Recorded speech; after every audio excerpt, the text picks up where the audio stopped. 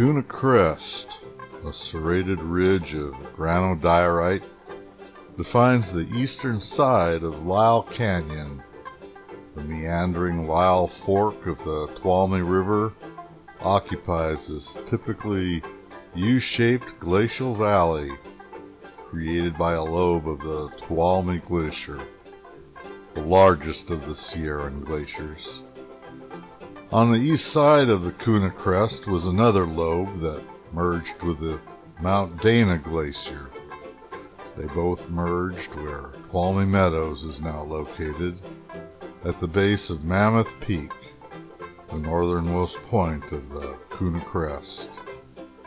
It was likely in 1975, June or July, I decided to take a day hike traversing the Kuna Crest. Departing Tuolumne Meadows, I walked up Lyell Canyon along the John Muir Trail, also known as the Pacific Crest Trail, to a point at the base of Mount Lyell. I left the trail just below Donahue Pass, then traversed along the western base of the crest. Glancing over the edge into the cirques on the east side, I made my way to a point near the peak of Mammoth Peak, and then down its nose, then back to Tuolumne Meadows.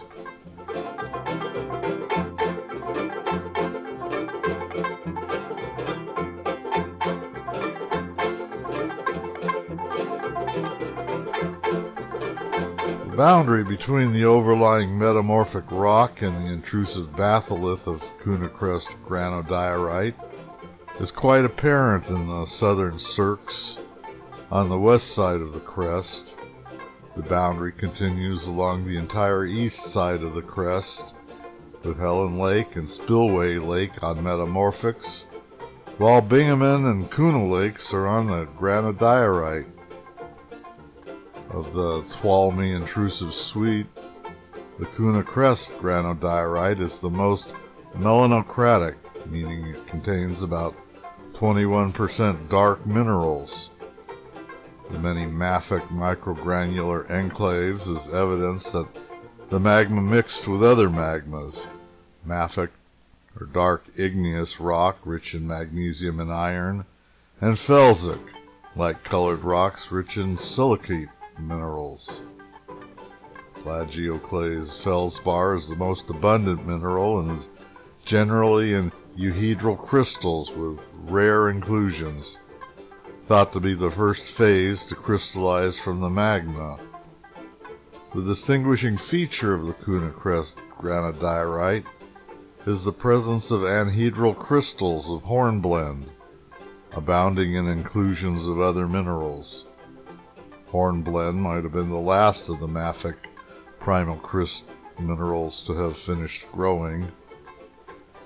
Between the other crystals, the last minerals to crystallize were potassium feldspar and interstitial quartz. Apatite and zircon are common and occur in relatively euhedral crystals. The abundance of light rare earth elements is similar in Half Dome and Cathedral Peak granodiorites, but is lowest in Kuna Crest granodiorite. It is about 91 million years old, the oldest granodiorite of the Tuolumne Meadows area.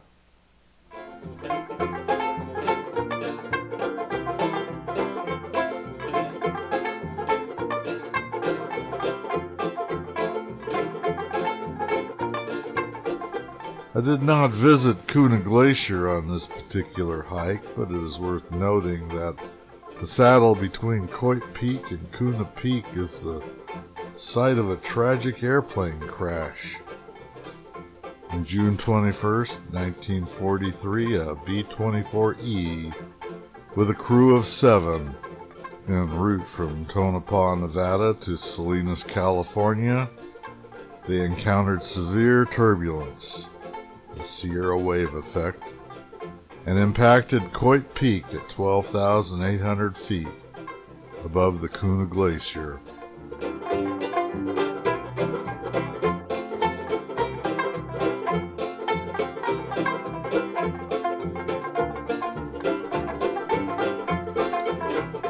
The Tioga glaciation, which peaked about 15 to 20,000 years ago, was the last major glaciation in the Sierra Nevada. The Tuolumne ice field fed not only the trunk glacier that moved down the Tuolumne River Canyon through Hetch Hetchy, but it also overflowed major ridge crests into adjoining drainage systems. Some ice flowed over low passes to the Merced Basin and down through Little Yosemite Valley. Some flowed southwest down the Tuolumne River into the Tenaya Lake Basin, then down Tenaya Canyon to the Merced Glacier in Yosemite Valley. Ice of the Tioga glaciation also flowed eastward from the summit region to cascade down the canyons that cut into the eastern escarpment of the Sierra Nevada. At the time of the maximum extent of the Tioga glaciation, Lake Russell, or Pleistocene Mono Lake, had a surface elevation of 6,800 feet, 425 feet higher than the 1980 elevation, and 400 feet lower than its maximum level at the end of the Tioga glaciation.